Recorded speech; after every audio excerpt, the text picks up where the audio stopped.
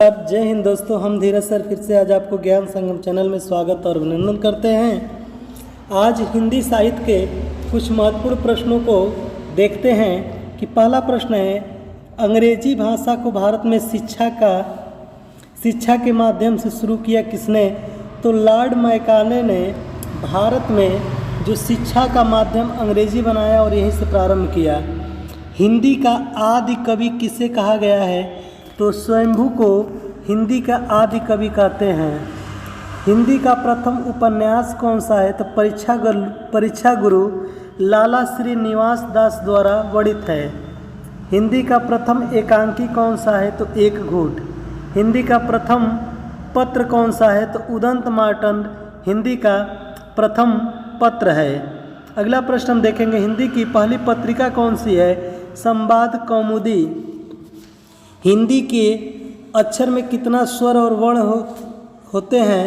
कहने का मतलब हिंदी में वर्ण कितने होते हैं? तो 11 स्वर और 33 स्वर नहीं या 33 व्यंजन हो जाएगा। हिंदी में 11 स्वर और 33 व्यंजन होते हैं। हिंदी के किस समाचार पत्र में खड़ी बोली को मध्य देशी भाषा कहा गया है? तो बनारस अखबार में खड़ी बोली को मध्य देशी भाषा कहा गया है। हिंदी का पहला कवि कौन है? तो सिद्ध सरहप्पा 9वीं शताब्दी में हिंदी के प्रथम कवि के रूप में जाने जाते हैं। हिंदी का प्रथम गद्यकार कौन है? तो लल्लू लाल को हिंदी का प्रथम गद्यकार माना जाता है। हिंदी का सर्वप्रथम गीतकार कौन है? तो विधायक को हिंदी का प्रथम गीतकार के नाम से जाना जाता है। हिंदी में सर्वप्रथम दैनिक समाचार पत्र कौन सा है? तो सुधा वर्षण जो हिंदी का प्रथम दैनिक समाचार पत्र है। हिंदी के सर्वप्रथम प्रकाशित पत्र का क्या नाम है? तो उदंत मार्तंड हिंदी का सर्वप्रथम प्रकाशित पत्रिका का नाम है। अजंता की छुट्टी किस धर्म से संबंधित है? तो बौद्ध धर्म से संबंधित है। अटल बिहारी वाजपेयी के विज्ञापन हिंदी विश्वविद्यालय कहाँ है? तो मध्य प्रदेश भोपाल में स्थित है। घटना के चलचित्र के रचयिता के कौन है? तो महादेवी वर्मा है। अपभ्रंश का वाल्मीकि किसे कहा जाता है? तो स्वयंभू को अपभ्रंश का वाल्मीकि कहा जाता है। अपभ्रंश भाषा के पहले व्याकरणकारचार्य कौन है? तो हेमचंद्र हैं। अपभ्रंश में कृष्ण काव्य के प्रणेता कौन है? तो पुष्यदंत जी हैं। सटीक प्रत्यय किस काव्य की है? तो यशोधरा की काव्य की है। अभिलेखों का विश्लेषण क्या कहलाता है? तो एपिग्राफी कहलाता है। अमी हलाहल मद भरे से श्याम रत्नार जीत मरत जमा की झुकी परत जे चितवन एक बार प्रस्तुतिकरण के रचयिता कौन है? तो रसलीन जी हैं। अमीर खुसरो ने साझेदारी विकास की में अग्रणी भूमिका निभाई। किसमें? तो खड़ी बोली में अत्यधिक भूमिका निभाई। अमीर खुसरो को खड़ी बोली का जनक भी कहा जाता है। खड़ी बोली का जनक किसे कहा जाता है? तो अमीर खुसरो को। अमीर खुसरो ने जिन मुकरियों पहेलियों दो सुखनों की रचना की है उनकी मुख्य भाषा क्या है? तो खड़ी बोली है। अवधी भाषा का सर्वप्रथम लोकप्रिय महाकाव्य का नाम क्या है? तो रामचरितमानस है। अशोक के फूल निबंध संग्रह के रचनाकार कौन है? तो हजारी प्रसाद द्विवेदी जी अशोक के फूल निबंधकार के रचनाकार हैं। अष्टछाप के सर्वश्रेष्ठ भक्त कवि कौन है? सूरदास।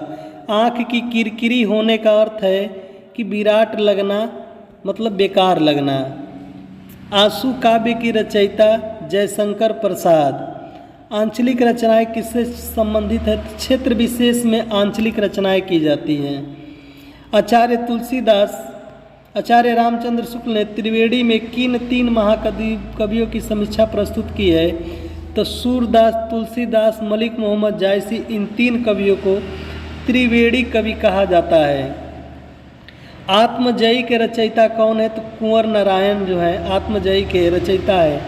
आत्मनिर्भरता निबंध के रचयिता कौन है? तो बालकृष्ण भट्ट हैं। आधुनिक मानव के हाल के पूर्वज को क्या कहा जाता है? क्रो मैग्नन मनुष्य कहा जाता है। आधुनिक युग की मीरा किसे कहते हैं? तो महादेवी वर्मा को आधुनिक युग का मीरा कहा जाता है। आधुनिक युग के चरण कौन है? तो रामधारी सिंह दिनकर हैं। आंध्र प्रदेश की राजकीय भाषा क्या है? तो तेलुगु। आकाश पर चढ़ने का अर्थ क्या होगा? अत्यधिक प्रशंसा करना। इतिहास शब्द का शुद्ध विशेषण क्या होगा? ऐतिहासिक हो जाएगा। ईदगाह कहानी के रचनाकार कौन है? तो मुंशी प्रेमचंद्र जो हैं ईदगाह कहानी के रचनाकार है। उर्दू किस भाषा का शब्द है? तो तुर्की भाषा का शब्द है। भानी को एक नार पिया तन वाको सागर जियो पानी, इस पंक्ति में किस भाषा की है? तो ब्रज भाषा की है। एक भारतीय आत्मकथा किसने कहा जाता है? तो माखनलाल चतुर्वेदी को। ऑस्ट्रिक भाषा में आकाश गंगा बोलने वाले को क्या कहा जाता है? तो किरात कहा जाता है। अगला है कटकपन कपि कुंजन भारी, दूह भुज दंड तमकी महिरा, डोलत धरनी सभापद, खसे भाज भजो भायो, भय मारुत ग्रसे। प्रस्तुत पंक्ति के रचयिता कौन है? तो तुलसीदास जी हैं। कठिन काव्य का प्रेत किस कवि को कहा जाता है? तो केशवदास को। कथा सम्राट किसे कहा गया? मुंशी प्रेमचंद को। कबीर दास की भाषा क्या है? सधुकड़ी। इनकी रचनाएं क्या है? साखी शबद और रमैनी। कलम के रचनाकार कौन है? तो मुंशी प्रेमचंद्र हैं। नमक का दरोगा तो मुंशी प्रेमचंद। कलम के साथी के क्या है? एक जीवनी है। फिर हम मिलेंगे अगले नेक्स्ट